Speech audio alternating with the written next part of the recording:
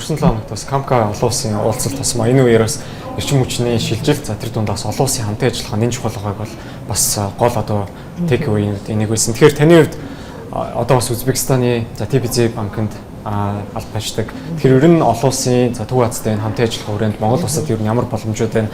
За эдийн засгаас солонгуулж эрчим хүчний шилжилтэд бас хувь нэмрээ оруулахад яг юунд ирэл анхаарах зүйл байна? За одоо яг сая Камкагийн хурал дуслаа тий. Тэгээд тэрүүн дээр одоо гол яригдж байгаа асуудал бол яаж бид нэгдсэн нэг зах зээл болох вэ гэдэг энэ асуудал маш их яригдсан. Яг тэгвэл одоо нийт одоо яг Камкагийн өөрийнх нь зах зээлийг үзэх юм бол зөвхөн 3 орн Узбекистан, Казахстан тэгээ Туркменистанаас бараг 500 тэрбум долларын эдийн засаг байж байгаа тийм. За тэрүүн дээр Кавказын орнуудыг нэмэх юм бол тэр нь өөрөө бас нэг 100 тэрбум.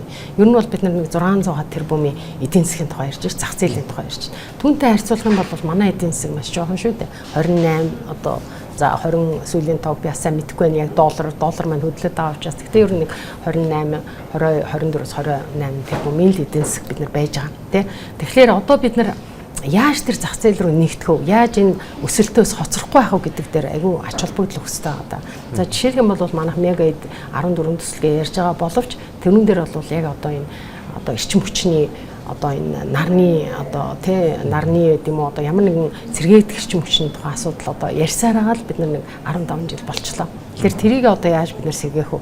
Яаж энэ одоо бусад орнууд энэ асуудал дээр ач холбогдол өгөөд тий төрөөсөө бодлого гаргаад тэгээд тэрүүн дээр ингээ явж байгаа дээр бид нар одоо яаж хоцрохгүй байх вэ гэдэг. Яг л бидний байгаль орчин одоо энэ бидний одоо тэр нөгөө газрын одоо юу гэх эд баялаг тий баялаг бол бүгдээр адилхан шүү дээ. Бид нар бүгдээрээ л нүүрс бүгдээрээ л одоо ийм юуны уул уурхайн орнууд ер нь бол байгаад байгаа тий. Тэгэхээр манай монголчуудад ямар боломж байна вэ гэхээр бид нар бас сүүлийн одоо нэг 20 жил бол яхаар байхгүй энэ Камка эрчим одоо яг зах зээлдээ бол тэргүүлж авсан гэж хэлэхэд бол одоо буруудахгүй гэж бодож байна. Яа гэвэл манайд бол байнгын арчлал байсан.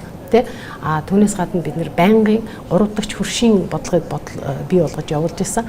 Тэр утгаараа санхүүгийн салбар за тэгээд уул уурхайн салбар энэ дээр дандаа зөв бодлогуудыг явуулж бид нараас өөрсдөө бас магтах хэрэгтэй л дээ ингээ явж байсан. За тэгээд компаниуд маань энэний үр дүнд бол бас маш их сайн томорч чадсан. За тэгэхээр одоо Узбекистан вэ нүү, Казахстан вэ нүү манай Монголын компаниуд эхнээсээ гараад эхэлж байгаа. Сайн жишээнүүд дурдах юм бол одоо Базальт Руулынхан бол одоо Узбекистанд гарцаа ажиллаж байна. Автодоктор бол Казахстанд гарцаа явж байна. За манай санхүүгийн салбарынхаа бол одоо ЮНЕСКО-д бол Кыргызстанд ингээ ороо явж штэ тий. Тэгэхээр бид нар яаж энэ зах зээл дээр бид нар өөрсдөө маш сайн интеграц хийх үү гэдэг дээр бид нар одоо аюу сайн ач холбогдол өгч одоо энэндээ маш их ач холбогдол өгч ажиллах хэрэгтэй байгаа. Яг тэгвэл 600 тэрбум долларын зах зээл гэдэг бол жижиг тоо бол бас биш тий. Хүн амаараа ингээ бодоод үзэх юм бол баг энэ 100 сая хүн байж байгаа тий. Тэр ийм том зах зээл рүү бид бүгд яаж зөв нэгдэх үү гэдэг л маш том бодлогын асуудал байх хэрэгтэй л гэж бодож байна. Тэгэхээр ерөөдөө гадаадын хөрөнгө оруулалт татах гадаадаас одоо санхүүжилт босгох зэрэг асуудлууд дээр та хоёр нь одоо яг ямар байр суурь байгаа. Тэний хувьд бас дотоодын бол олон улсын банкнууд ажилласан туршлагатай байна. Тэгэхээр ер нь яг одоо олон улсын нөхцөл байдлыг харгалзан үзэхэд ер нь Монгол улсад гадаадын санхүүжилт татах ямар одоо сорилтуудад тулгарна гэж харж байна. Хэрэг би 2010 онд хурж ирээд ингээд Монгол улсыгаа бусад одоо энэ Төв Азийн орнуудтай харьцуулахад бол манайх үнэхээр тэргүүлж авчихсан, толгойд тэргүүлж авчихсан. Яагаад гэжсэн бэ гэвэл манай хуулиуд бүгдээр айгу прогрессив хуулиуд байсан тийм. Нэг ёсны гадаадын хөрөнгө оруулалт, дотоодын хөрөнгө оруулалтаа тэмцэн тийм хуулиуд байгаад байна тийм. Харамсалтай сүүлийн одоо нэг 8 жил ч гэх юм уу 10 жил ч гэх юм уу тийм. Энээсээ бид нар хоошоо маш их ухарж байна тийм. Хэрэг бид нар одоо 11 онд 10 онд бол Лондоны хөрөнгөний биржтэй хамтраад дотоодынхаа уул уурхайн дотоод гадаадынхаа уул уурхайн одоо компаниудынхаа одоо IPO хийжээ тийм. Dual listing хийжээ гэдэг ингээ яригдчихсэн бол одоо тэрийг бол бид нар Казахстаны одоо Астана хабд ч юм уу тийм санхүүгийн хабд алдах тийм магадлал маш өндөр байгаад байна тийм. Хэрэг бид нар хувийнхаа юу одоо төрийн компаниудаа IPO дэ жишээлх юм бол Мятаас ахуулаад ингээд IPO дэгээд ингээ яригдчихсэн. Эрдэнэс 5-7 IPO дэг ингээ яригдчихсэн. Тэр үед маань харамсалтай нь мөн л хоцорчод байж байгаа тийм. Яг бол Казахстан бол сая Астана Астанагаа одоо IPO-длол он дээр араас нь залгуулад Узбекистаны одоо Airways одоо IPO-дох гэж байна тийм. Тэгэхээр бидний хэрэгжүүлсэн бодлого дээр Төв Азийн орнууд маань дүгнэлт хийгээ яг тэр замаар явж байгаад Монгол улс өөрөө жоохон харамсалтай байдлаар ингээ хойшоо ухраад байгаа нэг харамсалтай л да. За жишээлх юм бол одоо энэ гадаадын хөрөнгө оруулалтын хуулийг ингээ яригдчихэв. Тэр хуулийг ингээ хараад үзэхлээр тэрэн дээр яг тодорхой бодиттой одоо яг гадаадын хөрөнгө оруулагч нар орж ирээд за гарцаагүй энэ Монголд одоо яг хөрөнгө оруулалтын их зүйтэй байна гэдэг тийм шийдэл гаргахаар нэг ч заалт байхгүй. Зүгээр ингээд нэг тийм хүн сурталыг л нэмсэн тийм хууль болчиход байгаа хгүй. Тэгэхээр тийм хоёрын хооронд хуулиудыг батлах шаардлага байд юм уу гэж одоо маш том асуултууд байдаг л да тий. Хууль батлахын төлөө энэ их хурлын гишүүд маань сууж байгаа мó эсвэл одоо макро эдийн засгийнхаа бодлогыг сайжруулах гэж энэ сууж байгаа мó тий. Эдийн засгийнхаа одоо өсөлтийг дэмжих гэж сууж байгаа мó гэдэг ийм асуултууд дээр бид нар айгуу тийм бодож ажиллах хэрэгтэй. Тэгээ би хав зүгээр дахиад нэг жишээ хэлэх юм бол дижитал эдийн засгийн тухай ярих гэдэг л да тий. Дижитал эдийн засаг гэсэн манай тодорхойлт байхгүй. А гэтэл бол хятадын одоо нийт дотоодын нийт бүтээгдэхүүний 39%-ийг 21 оны байдлаар шүү. Дижитал эдийн засаг бий болгож байгаа. Америкийн одоо нэг 19% нь бол бас мөн адил дижитал эдийн засаг нь бий болгож байна тий. А тэгээд зүгээр яг хуулийн одоо энэ харьцуултыг ингээ хэлийгээд гэх юм бол за одоо Узбекистаны одоо IT хабд нь бүртгүүлэх юм бол юу ажилчдын одоо нийгмийн даатгалын шимтгэл байхгүй тий. Компани орлогын юу татвар байхгүй. Гэх мэтийн маш сайн нөхцлүүдийг оруулсан учраас манай Монголын компаниуд ч гэсэн одоо Узбекистаны хабд IT хабд бүртгүүлэх нь илүү ач холбогдолтой болчиход байгаа. Илүү боломжтой. Манай юун дээр болохоор бас ингээд ийм заалтууд ороод байгаа болохоос яг татрын хөнгөлтүүд ч гэдэг юм уу те.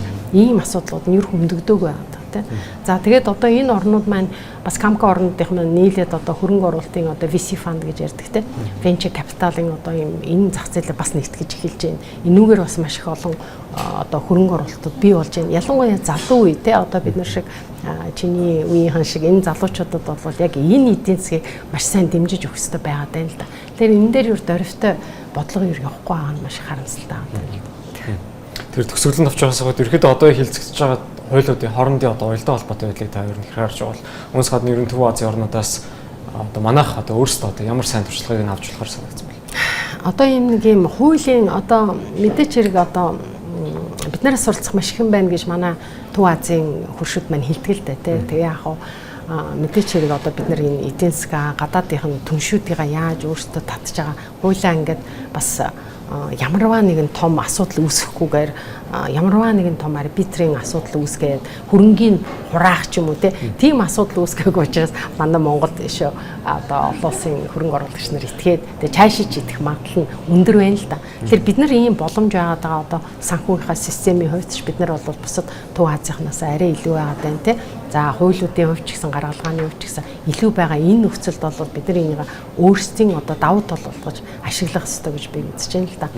Юу биднэрт байхгүй гэх юм бол одоо жишээлх юм бол хурал дээр юу яригдсан бэ гэх юм бол за одоо яаж Хятадаас Европ руу ачааг тээвэрлэх үгээ те. За тэрний транзит коридор нь яаж явах юм гэхэд бол тэн дээр бол Монгол байхгүй байна. Монгол түрүүнд яаж оролцох вэ гэх юм бол манайд нөгөө одоо үлэгдүүлэг болтлоо яригдсан Танжины одоо тэр нөгөө хуурай портороо бид нар бас тийш оролцож болно те. Тэгэхээр бид нар яаж энэ том зах зээл рүү интеграц хийх үү те.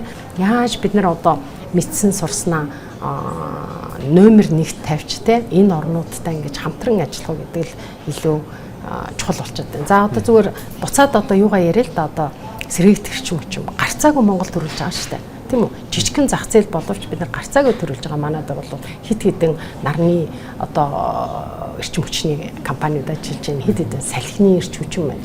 Тэгэхээр бид нар эднийг цаашаа яаж Төв Аз руугаа нэвтрүүлэх вэ? Яаж энэ компаниудаа дэмжиж энэ компаниуд нь таашаа Төв Аз руугаа орох вэ гэдэг ийм бодлогод хувийн сектор энэ тэлэх энэ асуудал дээр л манай хууль гаргагчид бөгөөд засгийн газар одоо толгоогоо ажиллуулвал хувийн сектор өөрөө бол маш чадамжтай байгаа манай Монгол улсын хувийн сектор. Тэгээ бид бүгд энийгээр бахархах хэрэгтэй л да.